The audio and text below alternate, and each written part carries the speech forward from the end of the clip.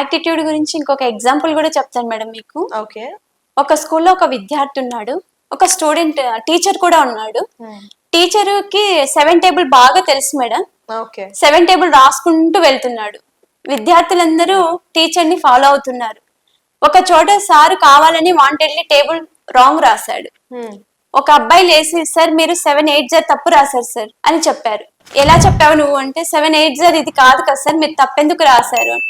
మరి పైనంతా నేను కరెక్ట్ గా రాశాను కదా, 770 వరకు కరెక్ట్ గా రాశాను కదా, మరి నువ్వెందుకు ఇప్పుడు నాకు పాయింట్ అవుట్ చేస్తారు 780 తప్పు రాశానని? అంటే మొత్తం రాసిన టేబుల్లో మీరు రాసిన ప్రతి చోట కూడా వెరీ గుడ్ సార్ 717 అని ఎందుకు నన్ను అప్రిషియేట్ చేయలేదు? ఒక్క టేబుల్ తప్పు రాయంగానే మీరు నన్ను జడ్జ్ చేసేస్తారా, రాయలేదు కరెక్ట్ గా రాయలేదని? మీలో ఉన్న నెగిటివ్ ని మీరు చూసుకోరు, కానీ వేరే వాళ్ళలో ఉన్నటువంటి నెగిటివ్ ని పాయింట్ అవుట్ చేస్తారని టీచర్ చెప్పారు. దీనివల్ల మనం ఏం తెలుసుకోవచ్చు అంటే మేడం, వాళ్ళు చేస్తున్న తప్పులు వాళ్ళకి తెలియదు. ఇప్పుడు సార్ 717 అని రాసినప్పుడు, సార్ చాలా గ్రేట్ సార్, మీరు చాలా బాగా రాశారు సార్, 727 అన్నప్పుడు కూడా గ్రేట్ సార్ అని చెప్పొచ్చు కదా మేడం, ఎందుకు చెప్పలేదు? అంటే ఒక మనిషి ఎంత మంచి అయినా చేయండి మేడం, ఏదైనా ఒక అతను కావాలని చేసిండడు, బై మిస్టేక్ గా ఏదైనా ఒక తప్పు జరిగిండొచ్చు, హ్యూమన్ బీయింగ్ కదా, దాన్నే పట్టుకొని మనుషులు ఫోకస్ చేస్తూ ఉంటారు. వాడిని ఎలా లాగాలి, కిందికి ఎలా లాగాలి అనే ట్రై చేస్తారు. అక్కడ మన సజెషన్ తో అవసరం ఉందా మేడం వాళ్ళకు? నువ్వు నేను మంచి చేసినప్పుడు క్వశ్చన్ చేయలేదు, మరి చెడ్డ చేసినప్పుడు ఎందుకు క్వశ్చన్ చేస్తున్నారు మీరు? నాకు చేయకూడదు కదా. మనము ఈ నిన్న మొన్న బతికేటప్పుడు ఎవరి లైఫ్ స్టైల్ వాళ్ళది మేడం. ఒకరి లైఫ్ స్టైల్లో ఒకరు మనం చేయి పెట్టడానికి లేదు, ఎవరి కెరియర్ వాళ్ళది. వానికంటూ ఒక స్టైల్ ఉంది, వాళ్ళంటూ ఒక స్టైల్లో వెళ్తున్నారు, వాళ్ళ స్టైల్ ని వాళ్ళు డెవలప్ చేసుకుంటున్నారు. నీ స్టైల్ ఏంటో నువ్వు చూసుకో, నువ్వు ఎలా డెవలప్. ఇప్పుడు ఫర్ ఎగ్జాంపుల్, ఎవరైనా ఒక వ్యక్తి వచ్చి మనల్ని టపాని పైన కొట్టాడు అనుకోండి, మనం ఫీల్ అవుతామా? ఫీల్ అవ్వమా? ఖచ్చితంగా ఫీల్ అవుతాం. ఇంకొక వ్యక్తి వచ్చి సడన్ గా కొట్టేసి నవ్వాడు అనుకోండి, ఓకే జోక్ గా కొట్టాడు అనుకుని కొంచెం కోపం వచ్చినా స్మైల్ ఇచ్చేసి వెళ్ళిపోతాం.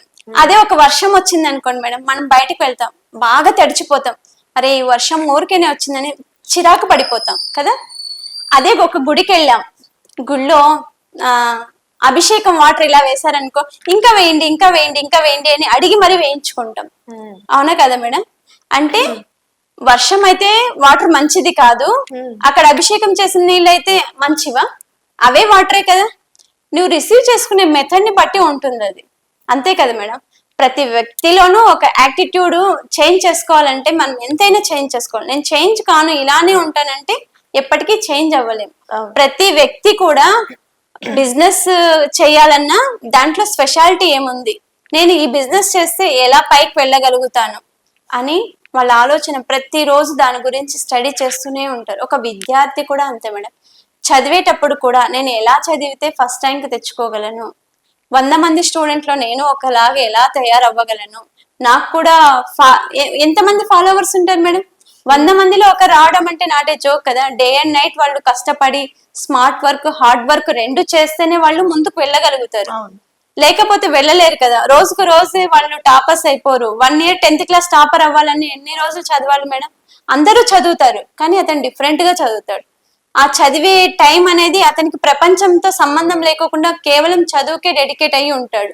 సినిమాకి వెళ్ళడము ఇవన్నీ మానేసుకొని అతను డెడికేట్ గా చదువుతాడు, కాబట్టి అతను టాపర్ అవుతాడు.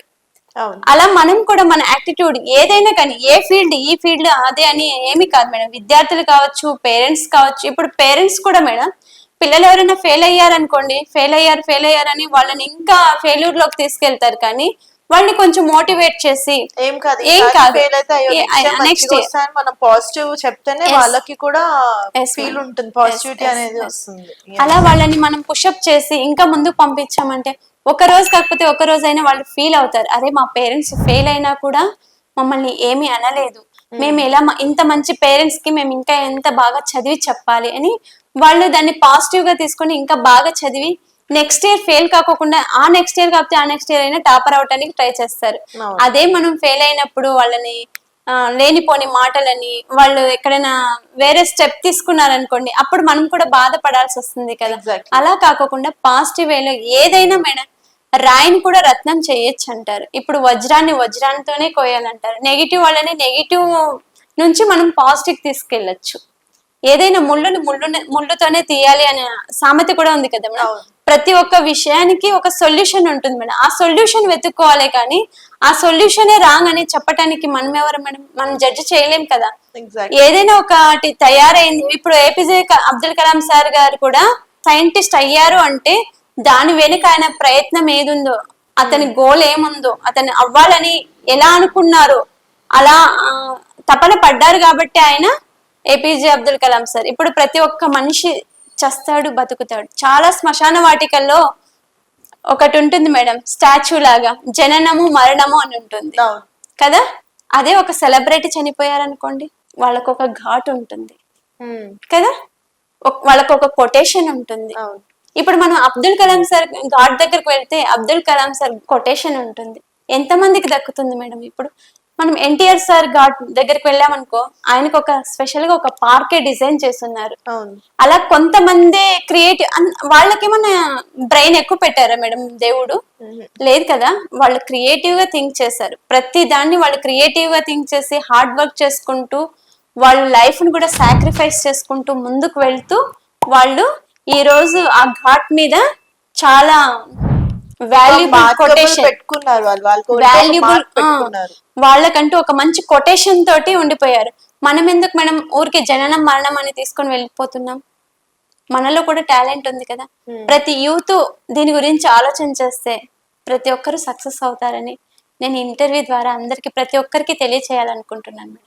Thank you so much. చూసారు కదండి, ఈ వీడియో నచ్చినట్లయితే లైక్ చేయండి, షేర్ అండ్ కామెంట్ కూడా చేయండి. ఇలాంటి మరిన్ని వీడియోస్ కోసం ఛానల్ ని సబ్స్క్రైబ్ చేసేయండి. Thank you.